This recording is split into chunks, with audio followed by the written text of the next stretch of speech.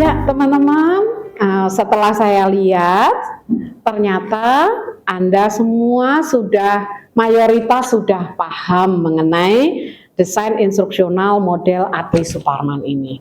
Bu Kris senang sekali ya, Anda bisa memahami dengan baik dan melaksanakan praktek dengan baik juga. Baik, begitu ya untuk pertemuan kali ini kita akhiri dulu karena semuanya sudah jelas dan kita akan berjumpa minggu depan untuk memastikan bahwa kita bisa mempraktekkan mendesain sistem instruksional menggunakan model Atwi ini di bidang studi yang lain. Begitu, terima kasih atas perhatian Anda semuanya. Mari teman-teman kita tutup dengan berdoa penutup bersama-sama menurut agama kita masing-masing. Berdoa disilahkan, mari. Selesai, sampai jumpa minggu depan teman-teman, dadah.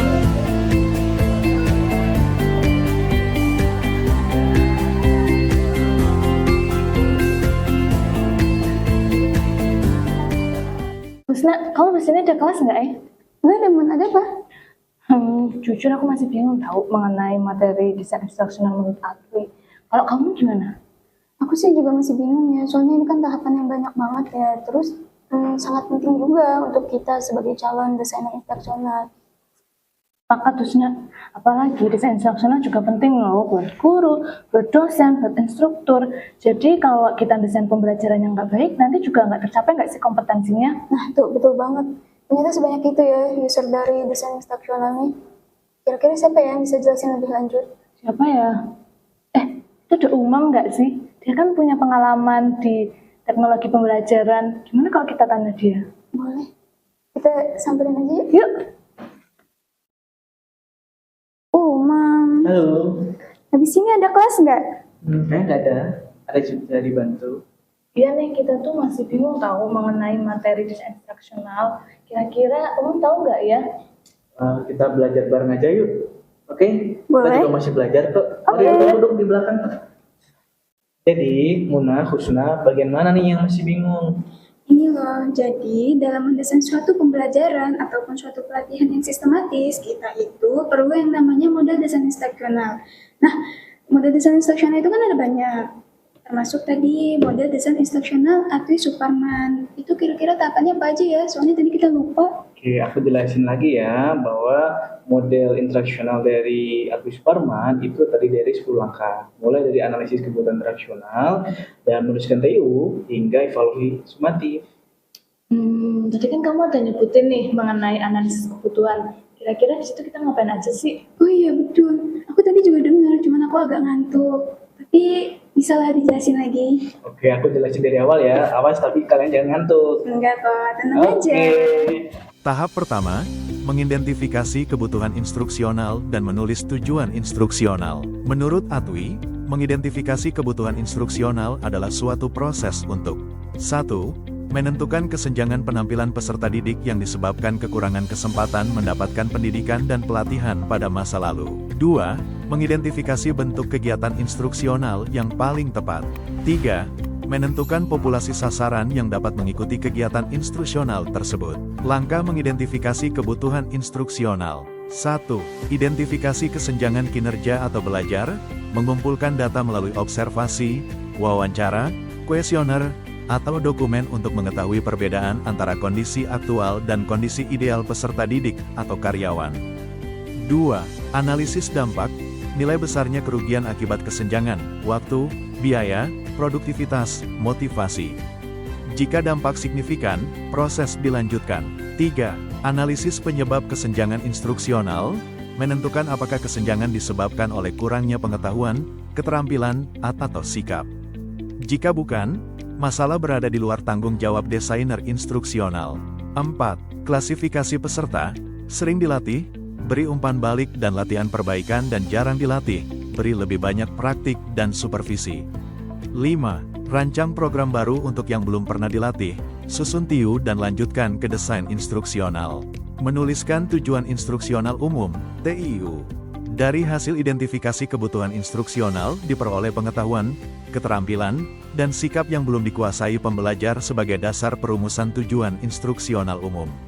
TIU dirumuskan secara operasional menggunakan kata kerja yang merujuk pada taksonomi tujuan pendidikan untuk menunjukkan kompetensi yang harus dikuasai.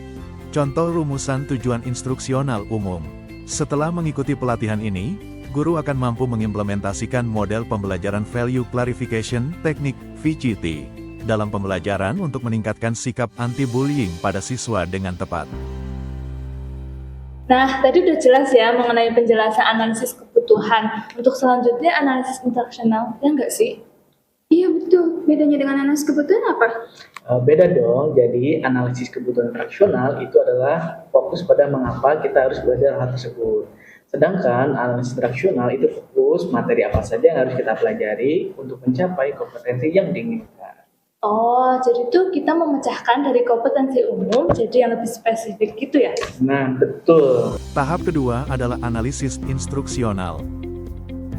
Analisis instruksional adalah proses menjabarkan kompetensi umum menjadi subkompetensi, kompetensi dasar, atau kompetensi khusus yang tersusun secara logis dan sistematik.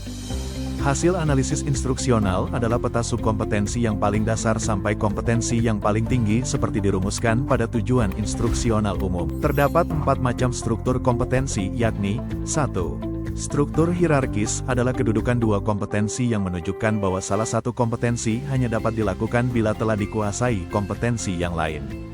Gambar di samping merupakan contoh flowchart struktur hierarkis. 2. Struktur kompetensi prosedural adalah kedudukan beberapa kompetensi yang menunjukkan satu seri atau urutan kompetensi, tetapi untuk mempelajarinya tidak menjadi prasyarat bagi yang lain. Berikut contohnya pada gambar di bawah ini. 3. Struktur kompetensi pengelompokan atau klaster yakni struktur ini menunjukkan satu rumpun kompetensi yang tidak bergantung urutan antara satu dan lainnya. Berikut contohnya pada gambar di samping. 4. Struktur kompetensi kombinasi adalah gabungan dari 2 atau 3 struktur kompetensi yang kemudian diuraikan menjadi subkompetensi. Berikut contohnya pada gambar di samping. Wah, jelas ya sekarang seperti resep masakan. Jadi sebelum bikin kue itu langkah-langkahnya harus dipecah dulu, mulai dari siapin bahan, aduk, panggang, jadi deh. Nah, betul. Jadi, analisis instruksional itu semacam resep untuk belajar. Gitu, teman-teman. Paham ya? Oke. Oh, I see. Kemarin kan masih terasa bingung ya, tapi ternyata penjelasan sama contohnya udah dipahami ya nggak sih, Us? Iya, betul. Sepakat banget. Nah, tahap kedua itu kan analisis instruksional. Terus tahap ketiga apa ya? Nah, sabar dulu ya. Kita harus mastery learning atau belajar tuntas sebelum ke materi berikutnya.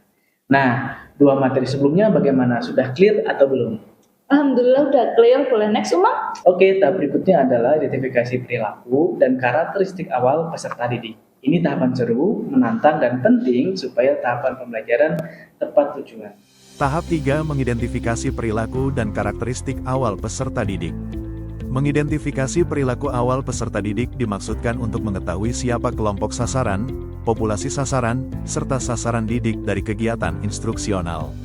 Istilah tersebut digunakan sejauh mana pengetahuan dan keterampilan yang telah mereka miliki sehingga dapat mengikuti pelajaran tersebut. Langkah selanjutnya mengidentifikasi karakteristik siswa yang berhubungan dengan keperluan pengembangan instruksional. Informasi yang dikumpulkan terbatas kepada karakteristik siswa yang ada manfaatnya dalam proses pengembangan instruksional. Misalnya minat siswa, kemampuan siswa dalam membaca bahasa asing, atau informasi lain yang berhubungan dengan pengembangan instruksional. Berikut contoh identifikasi perilaku dan karakteristik awal peserta. Identifikasi perilaku awal peserta pelatihan bagi guru. 1. Belum optimal mengintegrasikan nilai karakter dan anti-bullying dalam pembelajaran. 2. Masih dominan menggunakan ceramah, belum menerapkan pendekatan reflektif. 3. Memiliki motivasi tinggi untuk meningkatkan strategi pembelajaran berbasis nilai. Identifikasi karakteristik awal peserta pelatihan bagi guru. 1. Memahami pentingnya pendidikan karakter, namun masih memakai metode konvensional. 2. Belum familiar dengan model pembelajaran berbasis nilai seperti VCT. 3. Termotivasi untuk meningkatkan kompetensi dalam menanamkan nilai moral dan empati. Oh iya, betul juga ya. Jadi, kita itu belum memperhatikan betul calon peserta yang akan menjadi tujuan pembelajaran. Nah, betul sekali. Sebagus apapun desain instruksional, jika tidak disesuaikan dengan perilaku dan karakteristik awal peserta didik, maka bisa gagal mencapai tujuan dan menjadi kurang efektif. Wih, menarik sekali ya. Kadang-kadang kita hanya fokus ke konten materi, padahal sasaran peserta didik juga perlu dipertimbangkan nih. Ya, betul. Tepat sekali, Mama. Oke, mantap, menarik ya. Oke, jadi setelah tahu perilaku dan karakteristik awal peserta didik, lalu tahap selanjutnya apa ya? Semangat banget, pelan-pelan ya. Iya, Nusna semangat banget. Santai dulu nggak sih sambil dinikmatin dulu materinya. Oke. Kalau nggak salah, buat tahap selanjutnya yaitu menuliskan tujuan instruksional khusus nggak sih? Betul, Muna. Kalau tadi kita sudah menuliskan TIU, selanjutnya kita fokus pada TIK, tujuan instruksional khusus yang lebih spesifik. Ada yang tahu bagaimana cara menulis TIK? Aku tahu, pakai rumus ABCD. Yang pertama yaitu audience, behavior, condition, dan dikit, betul? Betul sekali. Jadi selain prinsip ABCD, ada namanya kriteria SMART. Specific, measurable, achievable, relevant, dan time bounding. Supaya tujuannya lebih terukur dan realistis. Tahap berikutnya menulis tujuan instruksional khusus, TIK. Tujuan instruksional khusus, TIK, terjemahan dari Specific Instructional Objective, membedakannya dari General Instructional Objective, Goal, atau Terminal Objective, yang berarti tujuan instruksional umum, TIU. TIK dirumuskan dalam bentuk kata kerja yang dapat dilihat oleh mata, observable, serta merupakan satu-satunya dasar untuk menyusun kisi-kisi tes. Unsur dari TIK dikenal dengan ABCD yang berasal dari kata sebagai berikut, A sama dengan Audin, B sama dengan Behavior, C sama dengan Condition, dan D sama dengan Degree. Sebagai contohnya, setelah mengikuti pelatihan ini, guru akan mampu menjelaskan pengertian model pembelajaran Value Clarification Technique VCT dengan tepat. Oh, jadi harus konkret sama terukur ya? Iya, jadi jelas ya targetnya. Betul, jadi kalau tujuan pembelajaran itu lebih jelas dan terukur, maka pembelajaran akan lebih efektif untuk mencapai tujuan. Wow, sangat mudah dipahami ya. Ternyata dalam TIK itu ada tata cara menyusun yang sistematis. Terus abis itu kira-kira ngapain ya? Aku kok lupa ya? Kayaknya sih ya menyusun alat penilaian hasil belajar. Betul nggak? Betul, Husna. Jadi setelah kita menulis TIK, selanjutnya kita mengembangkan instrumen penilaian hasil belajar. Di tahap ini dibutuhkan ketelitian dan pertimbangan matang supaya dapat mengukur tujuan sudah tercapai atau belum. Wah, seru juga nih. Semangat, siap Muna? Siap dong. Ayo gas, selanjutnya apa nih, Mam? Setelah merumkan TIK secara detail dan rinci dari setiap kompetensi khusus, tahapan berikutnya adalah menyusun alat penilaian hasil belajar. Alat penilaian hasil belajar disusun untuk mengukur tingkat pencapaian kompetensi peserta didik sesuai tujuan instruksional. Terdapat dua macam alat penilaian hasil belajar, yakni tes acuan patokan untuk mengukur tingkat penguasaan terhadap perilaku yang tercantum dalam TIK, dan tes acuan norma untuk menentukan kedudukan atau posisi seorang peserta tes di antara kelompoknya. Dalam konteks mengukur ketercapaian kompetensi, maka menggunakan tes acuan patokan. Berikut langkahnya, dan contoh tabel spesifikasi tes yang komprehensif. Menentukan tujuan tes, membuat tabel spesifikasi untuk setiap tes yaitu daftar perilaku, bobot perilaku, persentase jenis tes, dan jumlah butir tes, menulis butir tes, merakit tes, menulis petunjuk, menulis kunci jawaban, menguji cobakan tes, menganalisis hasil uji coba, merevisi tes. Oh, jadi kalau mau nyusun instrumen itu harus sesuai dengan tujuan belajar ya? Iya, biar bisa dipercaya. Betul, jadi kalau penilaian kita tepat, kita dapat mengukur efektivitas pembelajaran kita secara akurat. Gitu teman-teman. Oke, untuk penilaian hasil belajar udah paham nih ya. Terus kira-kira untuk tahap selanjutnya apa ya? Sebentar, Muna, Husna sudah mubeng atau mubeng? Ingat ya, kita harus belajar tuntas sebelum ke tahap berikutnya. Wah, mantep nih. Kalau aku sih udah paham. Kalau kamu gimana, Husna? Alhamdulillah, aku juga paham. Tapi materinya agak berat ya ternyata. Iya, betul sekali. Tapi sabar ya, tidak usah buru-buru. Kalau ada yang ditanyakan langsung aja langsung ditanyakan. nggak ada pertanyaan. Kalau kamu Bunda? Aku juga nggak ada. Boleh next? Oke, nah berikutnya kalau tadi kita sudah menyusun alat penilaian hasil belajar, pada tahap berikutnya adalah menyusun strategi interaksional atau menyusun strategi pembelajaran. Jadi strategi pembelajaran itu kayak metode atau model belajar. Iya, betul sekali. Tahapan berikutnya adalah menyusun strategi instruksional. Strategi instruksional adalah pendekatan dalam mengelola isi dan proses instruksional secara komprehensif untuk mencapai tujuan instruksional. Dalam strategi instruksional terdapat 3 komponen penting sebagai berikut. 1. Tujuan pembelajaran, menetapkan kompetensi yang harus dicapai peserta didik di akhir pembelajaran. 2. Isi materi, disusun sesuai urutan tujuan pembelajaran agar pembelajaran terarah dan sistematis. 3. Pendekatan pembelajaran, mengatur urutan kegiatan, metode, media, alat, dan waktu secara terpadu.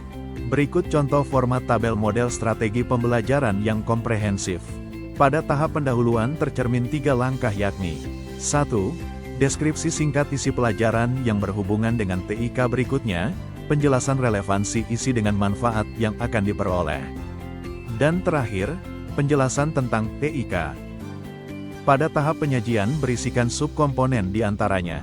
1. Uraian, penjelasan tentang materi yang akan dipelajari. 2. Contoh dan non-contoh.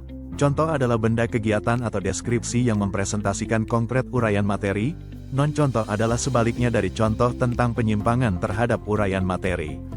3. Latihan, kegiatan peserta didik menerapkan konsep materi ke dalam praktik. 4.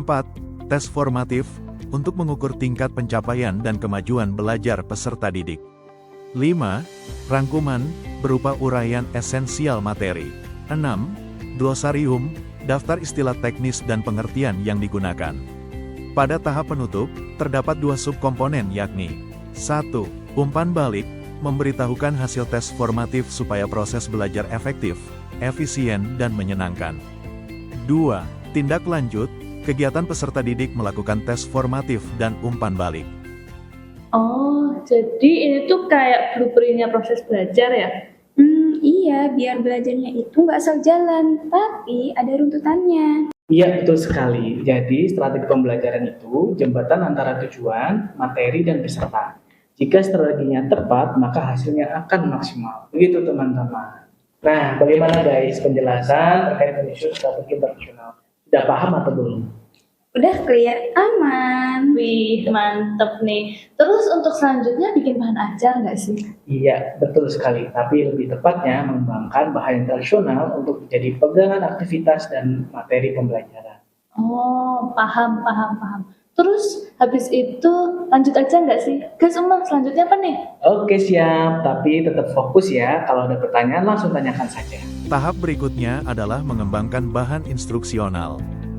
Dalam mengembangkan bahan instruksional terdiri dari bahan belajar, pedoman pengajar, panduan peserta didik dan alat penilaian hasil belajar yang bergantung pada 2 hal. Pertama, konteks tempat penyelenggaraan pendidikan meliputi karakteristik penyelenggara, tujuan penyelenggaraan pendidikan, formal, non-formal, sarana dan prasarana hingga motivasi peserta didik. Kedua, bentuk kegiatan instruksional. Bentuk kegiatan instruksional meliputi 1. Pembelajaran mandiri, peserta belajar mandiri dengan modul berisi materi, panduan belajar, dan petunjuk bagi pengajar, dapat didukung media seperti film, video, atau komputer. 2. Pembelajaran tatap muka, melibatkan kompilasi sumber belajar, penilaian hasil belajar, serta pedoman bagi pengajar dan peserta. 3. Pembelajaran kombinasi, mengintegrasikan pembelajaran mandiri dan tatap muka secara terpadu untuk hasil belajar yang optimal. Super sekali ya materi kali ini, jadi kita tahu nih cara mendesain pembelajaran yang sistematis. Iya, betul. Untung tadi kita nggak jadi pulang ya, Mun. Nah, setelah bahan pembelajarannya jadi, lalu langsung diimplementasikan. Belum, ada satu langkah penting yang harus dilaksanakan, yakni menyusun desain dan melaksanakan evaluasi formatif sebelum diterapkan secara luas. Oh iya, evaluasi ya, biar kita tahu bagian mana yang harus diperbaiki dulu. Iya, betul sekali. Tahap berikutnya adalah menyusun desain dan melaksanakan evaluasi formatif. Evaluasi formatif bertujuan untuk menentukan apa yang harus ditingkatkan atau direvisi agar produk lebih sistematik, efektif, dan efisien. Selain itu, evaluasi formatif sebagai proses menyediakan dan menggunakan informasi untuk dijadikan dasar pengambilan keputusan dalam rangka meningkatkan kualitas produk atau program instruksional. Tahapan evaluasi formatif adalah sebagai berikut. 1. Review ahli. Ahli bidang studi menilai dan memberi masukan untuk penyempurnaan materi instruksional. 2. Evaluasi satu-satu. Desainer menguji bahan dengan 3 peserta secara individual untuk mendeteksi kesalahan dan kesulitan belajar. 3. Evaluasi kelompok kecil. Uji pada 8-20 peserta untuk menilai efektivitas kegiatan setelah revisi awal. 4. Uji coba lapangan. Menerapkan produk di situasi nyata sebagai tahap akhir evaluasi formatif. Wah, jadi belum dilepas ke kelas besar ya? Iya betul, jadi tujuannya untuk mengetahui bagian mana yang sudah efektif dan bagian mana yang perlu direvisi sebelum diterapkan secara luas. Gitu, paham Muna? Husna? Paham? Oh, oke. Jadi setelah evaluasi formatif itu, kita langsung mengimplementasikan desain ini di kelas. Belum, ada satu langkah penting sebelum diterapkan lebih luas. Wah, apa tuh? Kirain udah selesai semua. Ada langkah ke-9, yakni merevisi sistem interaksional. Jadi kita perbaiki bagian-bagian yang kurang efektif berdasarkan hasil temuan evaluasi formatif sebelumnya. Tahap merevisi produk. Program instruksional. Pelaksanaan evaluasi formatif belum menjamin terjadinya peningkatan kualitas produk instruksional, bila rekomendasi yang dihasilkan evaluasi tidak digunakan untuk merevisi produk instruksional yang dievaluasi. Revisi yang dihasilkan dapat dikelompokkan dalam 3 bidang besar, yaitu 1. Isi dari produk instruksional. 2. Kegiatan instruksional yang meliputi prosedur penggunaan bahan instruksional dan penyajian atau presentasi. 3. Kualitas fisik bahan instruksional. Hasil revisi dapat berbentuk produk instruksional baru, namun bila perubahannya sangat besar dan mendasar, evaluasi formatif yang kedua perlu dilakukan. Sebaliknya, jika perubahan tidak besar dan tidak mendasar, produk instruksional siap dipakai di lapangan. Oh, jadi evaluasi formatif itu bukan akhir, tapi bahan untuk menyempurnakan rancangan kita. Iya, jadi biar nggak asal jalan, biar dia tuh benar-benar siap untuk dipakai. Betul sekali, jadi setelah direvisi, sistem interaksional siap diimplementasikan. Kemudian dilakukan evaluasi sumatif sebelum diterapkan secara lebih luas. Gitu teman-teman, paham? Oh, jadi setelah merevisi sistem instruksional, kita langsung pakai ke kelas untuk evaluasi sumatif. Belum sepenuhnya Husna, jadi evaluasi sumatif ini berbeda. Fungsinya untuk menilai keseluruhan efektivitas pembelajaran yang diterapkan. Oh, jadi semacam rapot akhir dari sistem instruksional kita ya? Betul sekali Muna. Tahapan implementasi, evaluasi sumatif dan difusi inovasi merupakan rangkaian akhir dari desain instruksional model ATWI. Tahap implementasi produk instruksional digunakan di seluruh sekolah dalam satu kabupaten atau satu provinsi serta dilakukan monitoring terhadap fungsi setiap komponen pada sistem instruksional dan diberikan koreksi bila terjadi penyimpangan.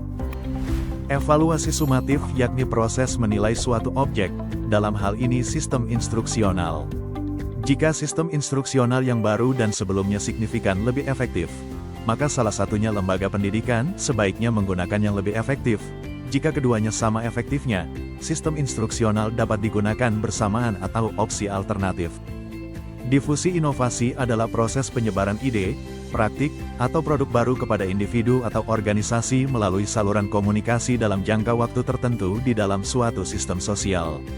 Setelah prototipe sistem instruksional selesai direvisi melalui 4 tahap evaluasi formatif dan diimplementasikan secara lebih luas disertai evaluasi sumatif, pengelola pendidikan dapat menyebarluaskan hasil inovasi tersebut ke masyarakat, baik di tingkat sekolah, provinsi, maupun nasional. Jadi evaluasi sumatif itu untuk memastikan rancangan kita benar-benar berhasil, bukan sekedar selesai diuji coba. Jadi kita bisa tahu nih apa yang perlu dipertahankan dan apa yang perlu diperbaiki untuk proyek selanjutnya. Tepat, jadi setelah evaluasi sumatif, kita punya gambaran lengkap tentang keberhasilan sistem interaksional. Ini menjadi landasan untuk perbaikan jangka panjang, gitu teman-teman. Paham? Nah, akhirnya seluruh 10 langkah sudah kita pelajari bersama.